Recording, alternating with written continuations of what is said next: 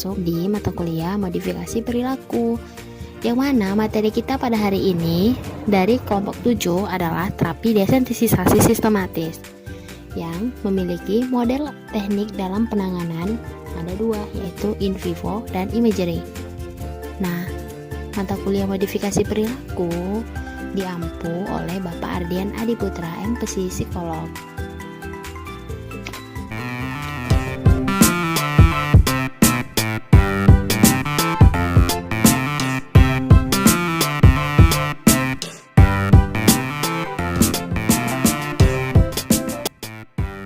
Nah, kami dari kelompok 7. Kelompok kami terdiri dari 4 orang. Yang pertama, saya Siti Dinda Haryani. Yang kedua, ada Jumarni. Yang ketiga, ada Desvi Lestari. Dan yang keempat, ada Reja Khalida Java.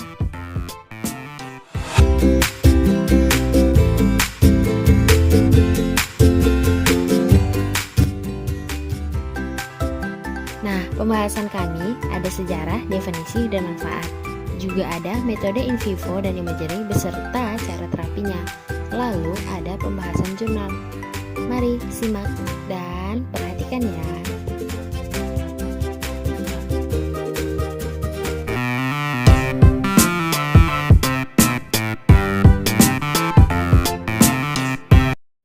Masih bersama saya ya, Siti Dinda Haryani, selaku pemateri yang akan menjelaskan tentang sejarah, definisi, dan juga manfaat dari terapi desensitisasi sistematis.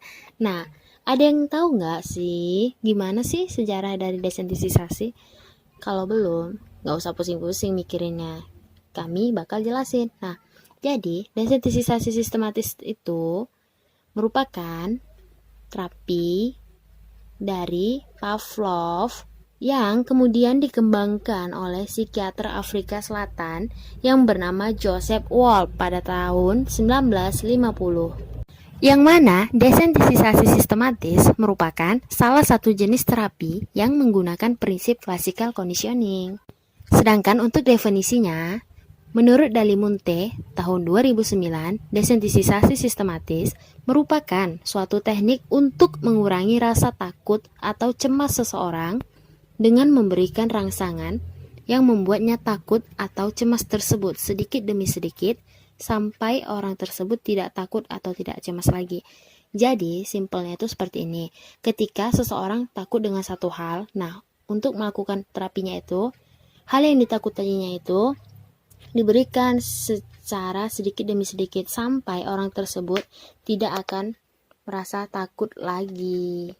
Lalu, sekarang kita akan masuk ke manfaat desensitisasi. Nah, manfaat desensitisasi itu sering digunakan untuk mengurangi maladaptasi kecemasan yang dipelajari lewat conditioning seperti fobia dan trauma. Nah, teknik ini juga dapat membantu individu dalam melemahkan atau mengurangi perilaku negatifnya, tapi tidak menghilangkannya, teman-teman. Jadi dia hanya membantu untuk melemahkan dan menguranginya saja. Nah, untuk materi selanjutnya akan dijelaskan oleh pemateri selanjutnya. Masih tetap menyimak ya.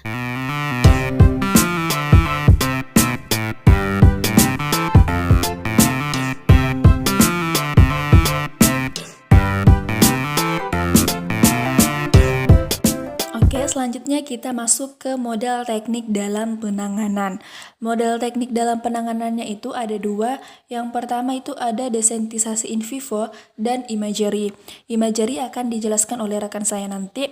Oke, selanjutnya kita masuk ke desensitisasi in vivo. Desensitisasi in vivo atau disebut IVD ini adalah bentuk dari sistematik desensitisasi. Nah, pada prosedur ini secara bertahap klien dihadapkan pada stimulus yang menimbulkan rasa takut. Nah, jadi desensitisasi ini si klien itu dihadapkan sama stimulus rasa takutnya itu secara bertahap dari yang rendah dulu sampai yang paling tinggi gitu. Nah, kemudian ada 3 cara dalam melakukan in vivo. Yang pertama itu ada relaksasi, yang kedua itu ada hierarki stimulus dan ditakutin, dan yang ketiga ada exposure.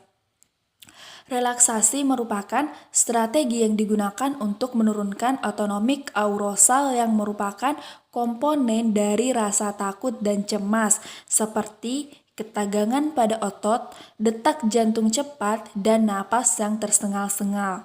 Dalam menggunakan pelatihan relaksasi dengan prosedur melakukan aktivitas yang berlawanan dengan simptom tersebut seperti menurunkan ketegangan otot, menghangatkan tangan, serta mengatur pernapasan.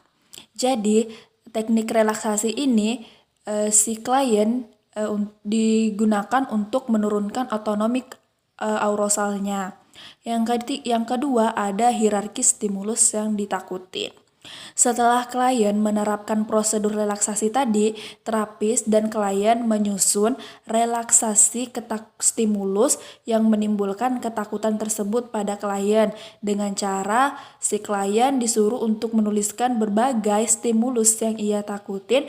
Nah, setelah ia menulis, maka si terapis menyuruh si klien untuk menuliskan rating nilai dari 0 sampai 100 pada tahap stimulus yang dituliskan tersebut.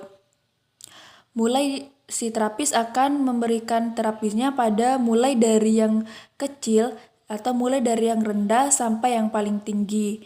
Yang ketiga, kita masuk ke exposure. Setelah hierarki stimulus yang ditakutin tersusun secara bertahap, klien akan dihadapkan langsung dengan stimulus tersebut sambil menerapkan teknik relaksasi yang sesuai dengan yang ia hadapi. Pada sesi awal, klien akan menimbulkan ketakutan paling rendah. Setelah klien merasa nyaman dan tingkat ketakutan pada stimulus pertama berkurang, klien akan dihadapkan pada stimulus selanjutnya yang lebih sulit. Nah, itulah tadi teknik desensitisasi in vivo. Selanjutnya teknik desensitisasi imagery yang akan dilanjutkan oleh rekan saya. Terima kasih.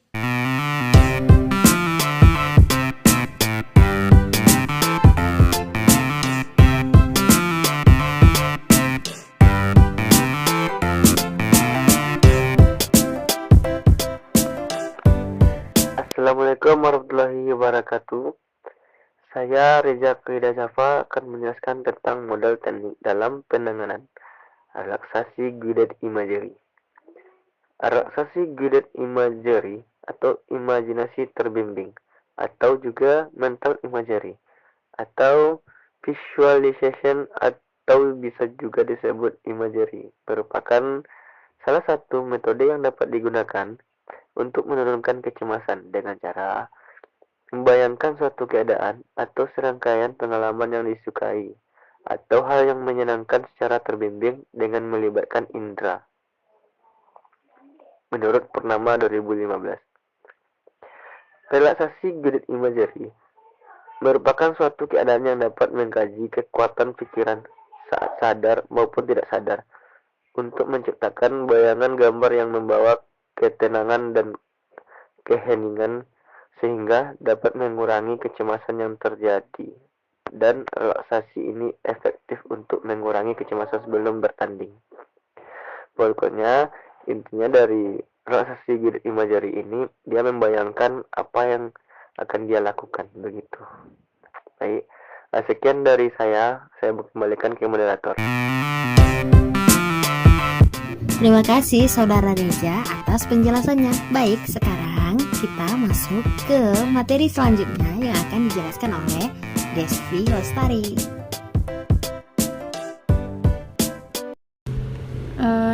Saya Desvi Lestari akan menjelaskan tentang jurnal yang berjudul Penggunaan Teknik Desensitisasi Sistematis untuk Mengurangi Kecemasan Calon Mahasiswa dalam menghadapi seleksi bersama masuk perguruan tinggi.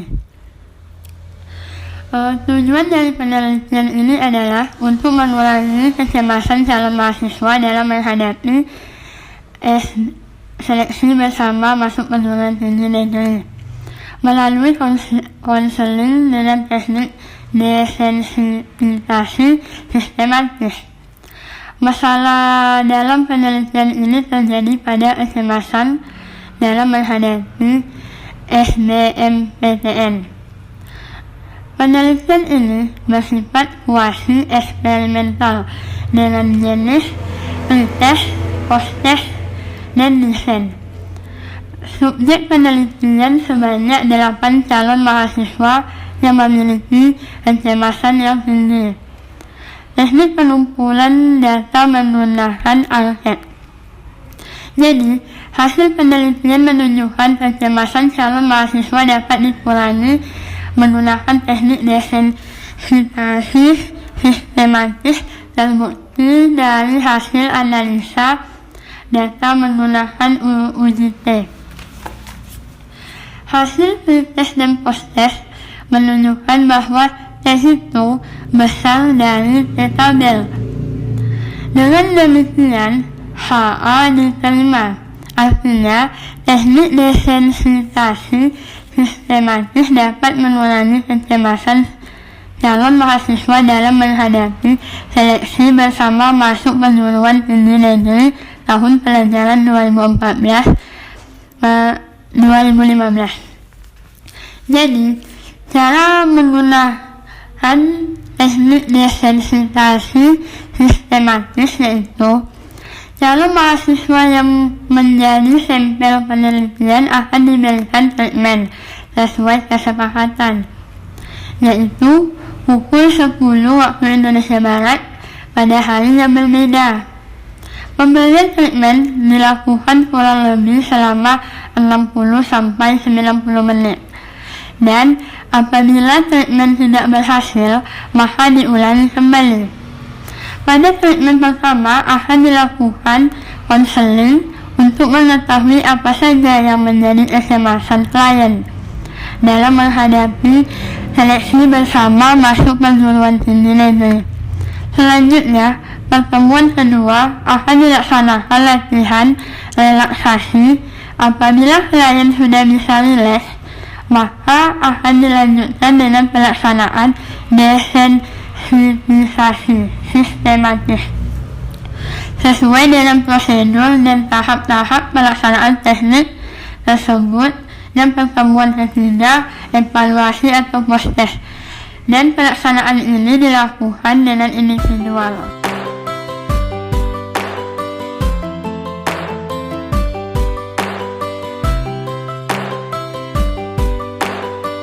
Nah, dengan berakhirnya penjelasan dari saudara Desvi, maka berakhir pula penjelasan dari kelompok 7, yaitu kelompok kami, tentang desensitisasi.